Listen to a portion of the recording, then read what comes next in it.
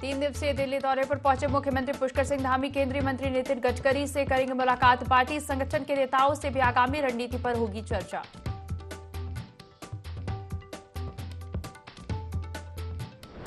रुद्रपुर को दी सीएम धामी ने सौगात। राज्य के पहले सीबीजी प्लांट का किया शुभारंभ। नगर निगम में बनी बिल्डिंग को भी किया लोकार्पण।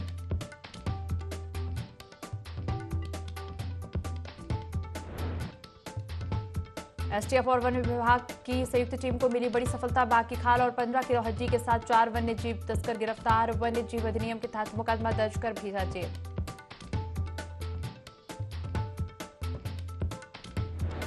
अगले 5 दिन मौसम विभाग का भारी बारिश का अलर्ट। कहीं गर्जन के साथ आकाशीय बिजली चमकने की आशंका। पहाड़ों से मैदान तक बारिश हुई शुरू।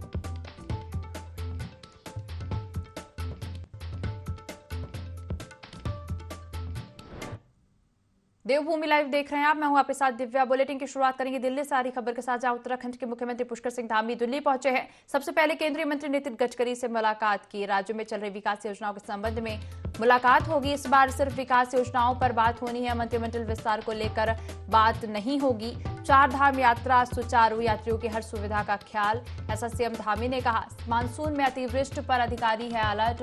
सरकार भी सतर्क है। दिल्ली का यह दौरा सिर्फ विकास योजनाओं को लेकर है। दिल्ली से खबर बता रहे, जहां उत्तराखंड के मुख्यमंत्री पुष्कर सिंह धामी दिल्ली पहुंचे हैं और सबसे पहले केंद्रीय मंत्री नितिन गडकरी से मुलाकात करेंगे और राज्य में चल रही विकास योजनाओं के संबंध में यह मुलाकात होगी।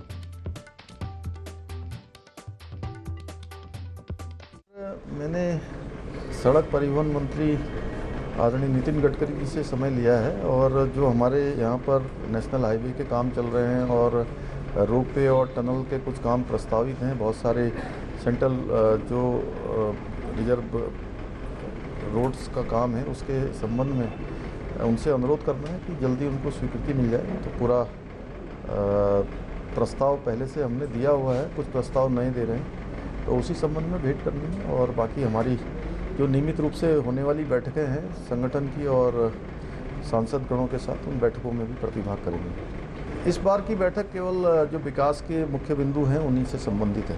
पहले से चूँकि बाढ़ की स्थिति भी है और आपदा की स्थिति भी है, इन सब के संबंध में माननीय प्रधानमंत्री जी को और गृह मंत्री जी को पहले ही मैंने अवगत करवा दिया है। और हम लोग जो है यथासंभव राज्य की सरकार जो इस विषम परिस्थिति है, इस विषम परिस्थिति से पूरी तरह से जो भी लोग प्रभावित हो रहे हैं उनको सभी प्रकार से जो आवश्यक चीज़ें हैं उनको सुनिश्चित करने के लिए बिजली की लाइनें हैं, बिजली की लाइन है, पेयजल है, PMGSY की सड़कें हैं, नेशनल हाईवे है, मरीजों का उपचार है, 4 धाम यात्रा पर आने वाले लोग हैं, उन सभी के लिए क्योंकि जो ज़रूरी इंतजाम है उसको हम लोग सुनिश्चित कर रहे हैं। और पिछले दिनों हरिद्वार में भी बहुत बड़ा जल भराव हो गया, जिससे काफ़ी लंबा क्षेत्र उसमें प्रभावित हुआ है। 21,000 हेक्टेयर के लगभग जो है गन्ने की फसल पूरी तरह से प्रभावित हुई है। उस क्षेत्र को हमने आकलन करने के बाद आपदाग्रस्त क्षेत्र घोषित करने का भी निर्णय लिया है। बिजली के बिल 3 महीनों तक स्थगित किए हैं। बैंकों के जो ऋण हैं उन ऋणों पर भी जो राष्ट्रीयकृत बैंक हैं उन बैंकों से हम अनुरोध करेंगे और राज्य के जो सहकारी बैंक हैं उन बैंकों को 3 महीने के लिए ऋण स्थगित करने को, ऋण की जो वसूली है उसको स्थगित करने के लिए कहा है। अपराध मुक्त, भ्रष्टाचार मुक्त ये हमारा संकल्प है और उसको लेकर हम लोग काम कर रहे हैं। लगातार भ्रष्टाचार को लेकर अनेकों कार्रवाइयाँ हुई हैं और नकल में भी जो परीक्षाएं, सरकारी जो परीक्षाएं होती थी सरकारी नौकरियों के लिए, उनमें व्यापक पैमाने पर भ्रष्टाचार होता था। उसको लेकर 80 से ज़्यादा गिरफ्तारियां हमने करी हैं और नकल का सबसे सख्त अध्यादेश भी लाए हैं। इसके अलावा जहां पर भी इस प्रकार की सूचनाएं आती हैं विजिलेंस के माध्यम से, अन्य सूचना के माध्यमों से, उन पर हम तत्काल कार्रवाई कर रहे हैं। जल्दी ही मिलेगा, आप उसका इंतजार करिए, कुछ समय बाद मिल जाएगा। अभी ड्राफ्ट तैयार हो रहा है, अभी विकास से संबंधित है और लोकसभा चुनाव और हमारा जो महाजनसंपर्क अभियान चला है वो पार्टी पर जो हमारी नियमित रूप से बैठकें होती संगठन की, उसमें लगातार चर्चा। अभी मैंने बताया ना कि इस बार ये चर्चा जो है केवल विकास के लिए। लोकसभा चुनाव को लेकर दिल्ली में 25 जुलाई को महत्वपूर्ण बैठक होने जा रही है, जिसमें उत्तराखंड के सभी 5 लोकसभा और राज्यसभा सांसद और मुख्यमंत्री पुष्कर सिंह धामी के साथ पार्टी के प्रदेश अध्यक्ष भी शामिल होंगे। बताया जा रहा है कि इस बैठक में उत्तराखंड के 2024 के लोकसभा चुनाव की रणनीति पर चर्चा की जाएगी। बता दें कि 2014 और 2019 के लोकसभा चुनाव में भाजपा प्रदेश की 5 लोकसभा सीटों पर अपना परचम लहरा चुकी है और ऐसे में 2024 के लोकसभा चुनाव को लेकर पार्टी ने तैयारियां तेज कर दी हैं। वहीं भाजपा प्रवक्ता सुनीता विद्यार्थी ने बताया कि दिल्ली बैठक में संगठन की बैठक प्रस्तावित है, जिसमें 24 के चुनाव को लेकर चर्चा की जाएगी। संगठन की जो बैठक है वो 25 जुलाई को प्रस्तावित है और उसमें हमारे जो आने वाले चुनाव हैं उससे रिलेटेड जितनी भी रणनीतियां हैं उस विषय पे अपनी वहाँ पे बात रखी जाएगी और वार्ता की जाएगी। साथ में हमारे जिस प्रकार से माननीय प्रधानमंत्री जी लगातार उनके नेतृत्व में जितनी केंद्रीय योजनाओं का यहाँ पे लाभ जनता द्वारा लिया जा रहा है, प्रत्येक योजनाओं का और राज्य सरकार की योजनाओं की भी वहाँ पे मॉनिटरिंग का अपना एक चर्चा रहती है। तो उन सभी विषयों पे इस बार जो है संगठन का एक जो प्रदेश के अंदर कितना जो है जनता के बीच में कार्य हुआ है, महासंपर्क अभियान आपने देखा कि हमने लाखों लोगों के बीच में जाके अभी संपन्न किया है। तो उन सब का जो है वहाँ पे लेखा जोखा रिपोर्ट के तौर पे होता है और आगे आने वाले चुनावों की किस तरीके से रणनीति भाजपा बनाने जा रही है, किस तरीके से उसको आगे उसका कार्यप्रणाली रहेगी, उस विषय पे चर्चा। उधम सिंह नगर के दौरे के चलते मुख्यमंत्री पुष्कर सिंह धामी अपने गृह क्षेत्र खटीमा पहुंचे और इस दौरान उन्होंने प्रदेश के सभी जनपदों के जिलाधिकारियों से वर्चुअल मीटिंग की और जिलों में आपदा राहत हेतु चलाए जा रहे कार्यक्रमों की जानकारी ली। साथ ही सभी आला अधिकारियों को निर्देश दिए और इस दौरान मीडिया से बात करते हुए सीएम धामी ने कहा कि प्रदेश में मानसून के कारण कई स्थानों पर आपदा के हालात बने हुए हैं, जिसको लेकर सभी अधिकारियों को आपदा की स्थिति में तैयार रहने के लिए निर्देशित किया गया है।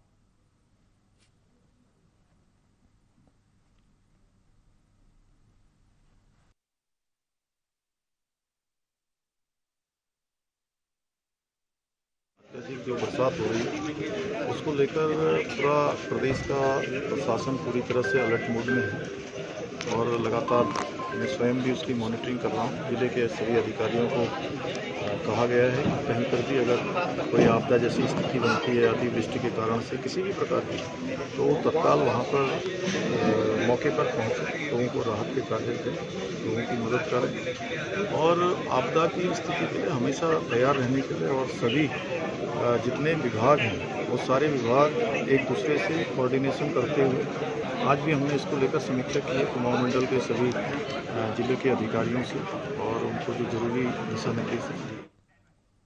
उत्तराखंड प्रदेश कांग्रेस के बुद्धिजीवी प्रकोष्ठ की ओर से एक दिवसीय कार्यशाला का आयोजन किया गया, जिसमें सामाजिक मुद्दों पर चर्चा की गई और इस विचार गोष्ठी के आयोजन में प्रदेश अध्यक्ष करण माहरा, पूर्व मुख्यमंत्री हरीश रावत, पूर्व प्रदेश अध्यक्ष गणेश कौदियाल सहित कई वरिष्ठ नेताओं ने शिरकत की। वहीं मीडिया को संबोधित करते हुए पूर्व मुख्यमंत्री हरीश रावत ने कहा कि इस विचार गोष्ठी के माध्यम से कांग्रेस अपनी कमियों को पहचान कर उसे दूर करेगी। साथ ही देश के सामने जो अभी एक समसामयिक चुनौती है उस पर भी विचार किया जाएगा।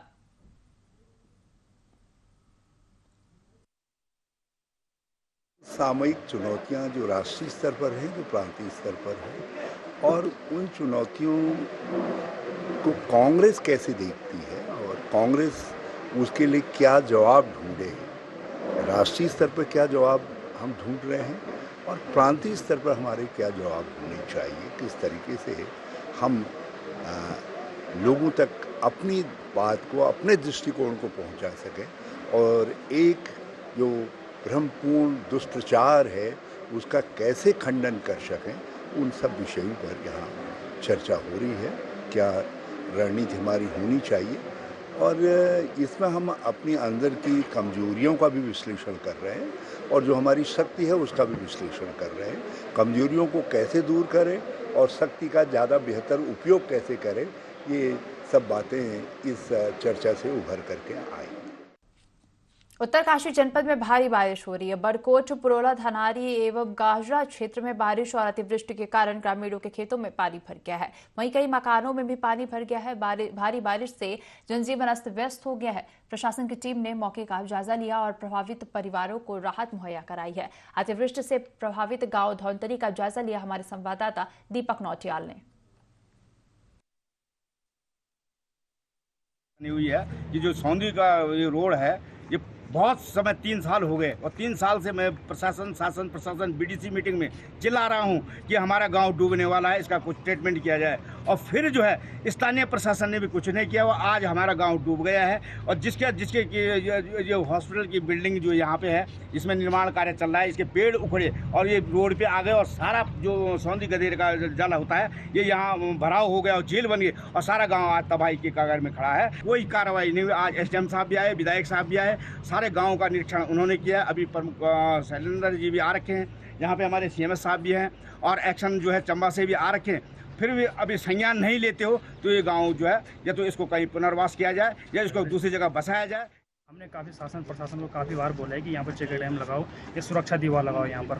जब भी थोड़ा बारिश होती है और ऊपर से मलमा आता है नीचे हमारे मकान पे नीचे ना, और फिर वहाँ पर काफ़ी नुकसान भी। हमारे वहाँ पे एक छोटी सी दुकान है, जैसे हमारा घर भी चलता है और हमारे हथियार भी डूबे हुए से कुछ, और काफ़ी और ऊपर एक बार बादल ही फटा था और बादल फटने से जो कि सबसे पहली बात तो ये है कि जो ठेकेदार है सौंधी रोड का जो ठेकेदार था उसने वहाँ डंपिंग जोन करवाया था और थोड़ा बारिश होते है और सारा मलमा हमारे मकान पे आता है नीचे। हमने काफ़ी आवाज़ भी उठाई है लेकिन हमारी बात किसी ने नहीं सुनी। यहाँ पर आज मौके पे एसडीएम साहब भी आए थे, विधायक जी भी आए थे और अभी ब्लॉक प्रमुख साहब शैलेंद्र कोहली जी भी आ रखे हैं और सारे प्रधान जी आ रहे हैं गाँव में। हमसे यहाँ थे जब भीतर मालमा आए तब उठे हम खड़ा, पूरा हमारा सामान सब बर्बाद हुई। कम से कम हमारा 100 कट्टा सीमेंट हुआ एक बर्बाद, अच्छी कट्टा यहाँ तक दबिया, पूरा सामान हमारा बक्सा बुक्सा सब जो कुछ नहीं रहे, बचेले हम भगवती। प्रशासन अगर अभी इसमें जागृत नहीं हुआ तो आने वाले भविष्य में ये बहुत बड़ा यहाँ पर खतरा हो सकता है। और अभी हम वहाँ धोत्री में गए, धोत्री में भी कहीं ना कहीं जो हमारी कंस्ट्रक्शन कंपनियां हैं जिनके द्वारा निर्माण कार्य किए जा रहे हैं, बड़े बड़े प्रोजेक्ट यहाँ पर किए जा रहे हैं, उनकी लापरवाही। जैसे यहाँ पर हमारा जो एक सामुदायिक स्वास्थ्य केंद्र बना है उसमें जो दीवार नीचे से लगी है बिल्कुल घटिया क्वालिटी की दीवार लगी है, जिसके कारण आज धोत्री गाँव के लोग वहाँ पर कोई भी जनहानि हो सकती थी। लेकिन सौभाग्य से वो थोड़ा फ्लड आगे जाके गाँव के साइड में गया और वहाँ पर भी मेरे द्वारा देखा गया आधे मकान आंगन चौक लोग मिट्टी में दलदल में फंसे हुए हैं। और हम लोगों को कैसे हम इस आपदा की घड़ी से निपटे, इसके लिए हमें जिला प्रशासन के साथ बैठकर ठोस निर्णय लेने की आवश्यकता है। केदारनाथ मंदिर के गर्भगृह में एक बार फिर फोटोग्राफी किए जाने पर पूर्व कांग्रेस प्रदेश अध्यक्ष और बीकेटीसी के पूर्व अध्यक्ष गणेश गौदियाल ने सरकार पर हमला बोला है। गणेश गौदियाल ने केदारनाथ धाम में गर्भगृह और प्रांगण में वीडियोग्राफी किए जाने पर अपना कड़ा विरोध जताया है।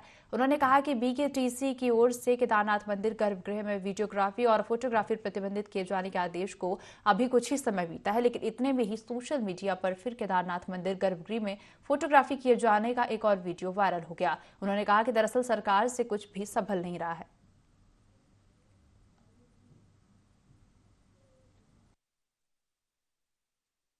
केदारनाथ जी के प्रांगण से एवं गर्भगृह से कोई वीडियो रिकॉर्डिंग नहीं होगी, कोई फोटोग्राफी नहीं होगी, इस आदेश को लगकर वहाँ पर अभी 2 दिन से ज़्यादा समय नहीं हुआ और इतने में ही कल शाम को एक वीडियो वायरल हो गया कि जो कि श्री केदारनाथ जी के गर्भगृह से सीधा वीडियोग्राफी सामने आ रही है।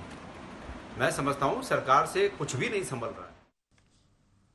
चंपावत के नोलापारी क्षेत्र में बच्चों का स्कूल जाना दूभर हो गया है, जहां छात्राएं जान जोखिम में डालकर नदी पार कर रही हैं। पुल न होने से कभी भी बड़ा हादसा हो सकता है। यह तस्वीरें कहीं और की नहीं, मुख्यमंत्री के जिले की हैं। 22 सालों में सरकारें आई और गई, लेकिन समस्या का कोई समाधान नहीं हो पा रहा है। सालाना बारिश में यही हालात रहते हैं। नदी का जलस्तर बढ़ने पर बच्चे स्कूल नहीं जा पाते। प्रशासन से कई बार झूला लगाने की मांग भी की।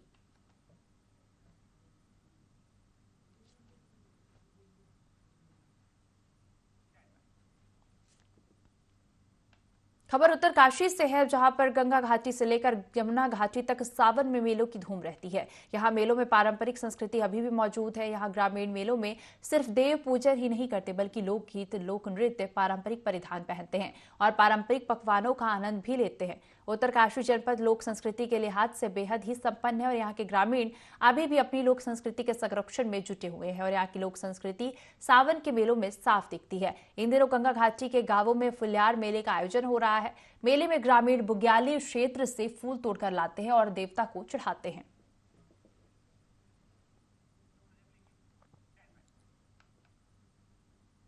अगली खबर जोशीमठ से है, जहां चमोली करंट हादसे के बाद अब यूपीसीएल विभाग सजग हो गया है। जोशीमठ विद्युत विभाग ने अब नगर क्षेत्र के पुराने डेंजर जोन के एलएनटी ने विद्युत पोल बदलने की कवायदें तेज कर दी हैं, ताकि चमोली हादसे जैसी घटना दोबारा न हो।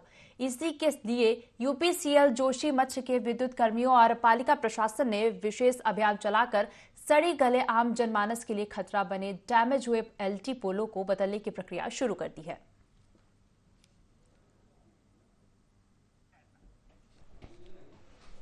उत्तराखंड के कृषि मंत्री गणेश जोशी लक्सर में बाढ़ग्रस्त ग्रामीण क्षेत्रों के जलमग्न कृषि भूमि का दौरा करने पहुंचे और इस दौरान स्थानीय किसानों से स्थिति का जायजा लिया, जहां उन्होंने कहा कि सरकार अन्नदाता के साथ खड़ी है और मुख्यमंत्री भी खुद बाढ़ग्रस्त क्षेत्रों का दौरा कर रहे हैं।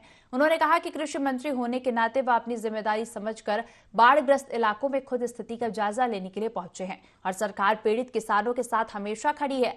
कृषि मंत्री ने बताया कि भारत सरकार के मानकों के तहत भी मदद की जाएगी।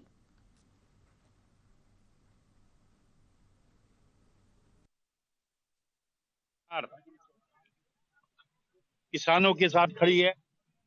किसान हमारा अन्नदाता है। माननीय मुख्यमंत्री जी खुद पहले यहाँ आ चुके हैं। कृषि मंत्री होने के नाते मेरी जिम्मेदारी है कि मैं इसका जायजा लेकर जो हर संभव मदद सरकार की हम करें। हमने किसानों के 3 महीने के बिजली के बिल माफ कर दिए हैं। हमने बैंकों की रिकवरी को हमने रुकवा दिया है। हमने अभी मुझे पता लगा कि यहाँ पर जो है केमिकल, जो शुगर फैक्ट्री से केमिकल आया, उससे सिडकुल से जो केमिकल आया है, उसकी वजह से मैं देख रहा हूँ कि फसल बिल्कुल चौपट हो रही है। मैं जिलाधिकारी को निश्चित कर रहा हूँ कि इसकी भी जांच होगी, उसकी भी जिम्मेदारी फिक्स की जाएगी। लेकिन आप निश्चित रहिएगा कि पूरे क्षेत्र को आपदा ग्रस्त घोषित किया है। खबर चमोली जिले से है, जहां गौचर में महिला कांग्रेस के नेतृत्व में महिला कांग्रेस कार्यकर्ताओं ने मणिपुर हिंसा और महिलाओं के साथ हो रहे अमानवीय कृत्य को लेकर प्रदर्शन किया और इस हिंसा को रोकने में मणिपुर राज्य और केंद्र सरकार की विफलता को लेकर केंद्र सरकार के खिलाफ नारेबाजी कर पुतला दहन किया और मणिपुर सरकार को हटाकर मणिपुर में राष्ट्रपति शासन की मांग की। पीड़ित महिलाओं के दोषियों को फांसी की सजा देने की मांग भी की है।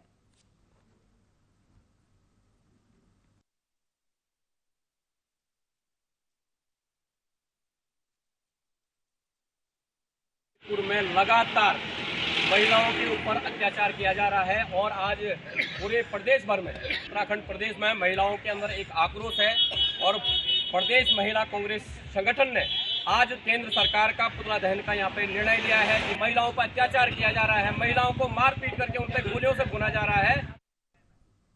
उत्तराखंड राज्य में वन्य जीवों के शिकार और वन्य जीवों के अवैध व्यवसाय पर रोक लगाने के लिए शासन ने कदम उठाया और इसके लिए एसडीएफ और वाइल्ड लाइफ सहित पुलिस की टीम सक्रिय की गई है। इन टीमों ने एक टाइगर की खाल और हड्डियों के साथ 4 अवैध शिकारियों को दबोचने में सफलता प्राप्त की है।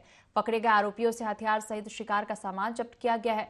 आरोपियों के विरुद्ध वन्य जीव अधिनियम की धारा के तहत मुकदमा पंजीकृत कर दिया गया। वहीं आरोपियों से टाइगर की खाल भी बरामद की गई है। वन्य जीव तस्करों के विरुद्ध आगे भी कार्रवाई जारी रहेगी।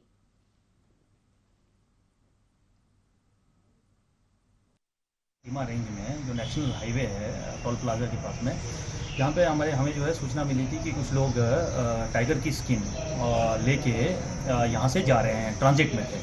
तो उसी क्रम में जो है एसटीएफ जो उत्तराखंड है और wild life crime control bureau जो है, उनके साथ जो है एक संयुक्त जो है एक अभियान चलाया गया और इसमें टोल प्लाजा के पास जो है 4 लोगों को धर लिया।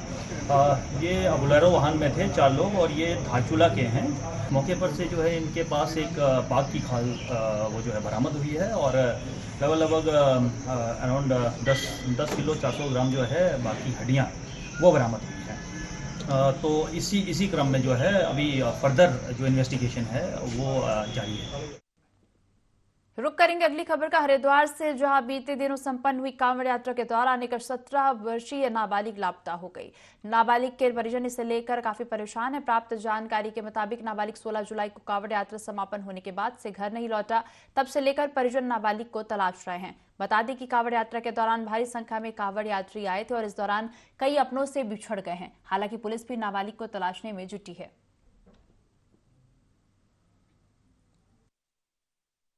ये बच्चा 7 तारीख से गुमशुदा हो गया था। इसके हमने एप्लीकेशन भी दिए थानी चौकी में, मगर अब तक कोई पता नहीं लगा। पुलिस भी ढूंढ रही है, अब तक कोई कामयाबी हासिल नहीं हुई। और आपके माध्यम से सोच रहे हैं कि इसका कोई पता लगे तो हमारे तक खबर पहुँचे कैसे भी। स्थानीय पब्लिक भी हमारी मदद करे जो इस बच्चे को ढूंढने में, जो बच्चा हमारे तक पहुँच जाए। पछुआ दून क्षेत्र में 1 महीने से कई ऐसी घटनाएं हुई जिससे पूरा क्षेत्र सहम गया है। रामपुर गांव में कांवड़ियों पर पत्थरबाजी की घटना ने तो पूरे देश को हिलाकर रख दिया। कांवड़ियों के साथ हुई मारपीट में पुलिस ने 1000 लोगों के खिलाफ अभियोग पंजीकृत किया है, जिसमें से मुख्य आरोपी सहित 5 लोगों की गिरफ्तारी हो चुकी है। लेकिन हिंदू संगठनों का गुस्सा शांत नहीं हो रहा है। हिंदू संगठनों ने सभी आरोपियों की जल्द गिरफ्तारी और पत्थरबाजों पर NSA लगाने की मांग की है। प्रदर्शनकारी हिंदू संगठनों ने खुले शब्दों में चेतावनी दी है कि उत्तराखंड को कश्मीर नहीं बनने दिया जाएगा। एक आंदोलन उत्तराखंड को बनाने के लिए किया गया था, अब एक आंदोलन उत्तराखंड को बचाने के लिए किया जाएगा।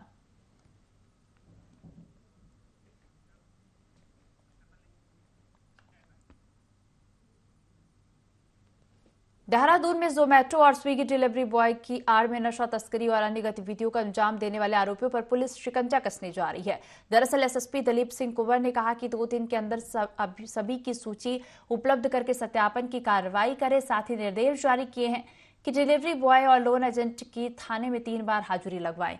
इसी के साथ SSP ने सभी थाना प्रभारियों को निर्देश देते हुए कहा कि वह अपने अपने थाना क्षेत्रों में घरेलू सामान और खाने की होम डिलीवरी करने वाले एजेंसियों के साथ बैठक कर उनके डिलीवरी बॉय की जानकारी ले, साथ ही सूची भी तैयार करें।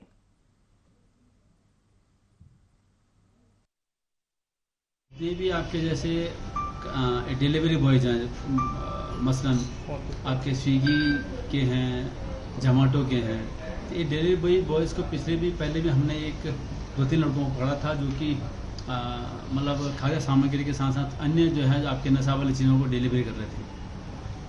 तो इसमें मैंने ये डिसाइड किया कि इनकी जो है जितने भी इस तरह के हैं जो कंपनी हैं और कंपनियों के साथ जो डिलीवरी बॉयज़ हैं, इनका सत्यापन किया जाए। उनका सत्यापन और जहाँ मकान मालिक जिस मकान के यहाँ रह रहे हैं वो मकान मालिक हैं, उन्होंने सत्यापन कराया नहीं कराया, दोनों सत्यापन कराया जाए। और जो भी इसमें जो पेनल मातृ सदन के स्वामी शिवानंद ने कैबिनेट मंत्री सतपाल महाराज पर जमकर निशाना साधा है। उन्होंने कहा कि सतपाल महाराज नदियों के चैनलाइजेशन के लिए पूरी योजना बनाकर हाई कोर्ट जाएंगे ताकि बाढ़ की परिस्थितियों से पार पाया जा सके। लेकिन चैनलाइजेशन से केवल खुदाई होगी और कुछ भी नहीं है। चैनलाइजेशन के नाम पर JCB पोकलैंड से जमीन खुदाई की अनुमति दी जाएगी और सारा माल स्टोन क्रेशरों को भेजा जाएगा। शिवानंद ने कहा कि गंगा नदी को चैनलाइज करने के नाम पर खनन किया जा रहा है और इस पर सभी नेता अधिकारी एकमत होकर अपने अपने विशेषज्ञ राय रख रहे हैं। यह सरकार केवल हरिद्वार और गंगा जी को नष्ट करने के लिए ही आई है।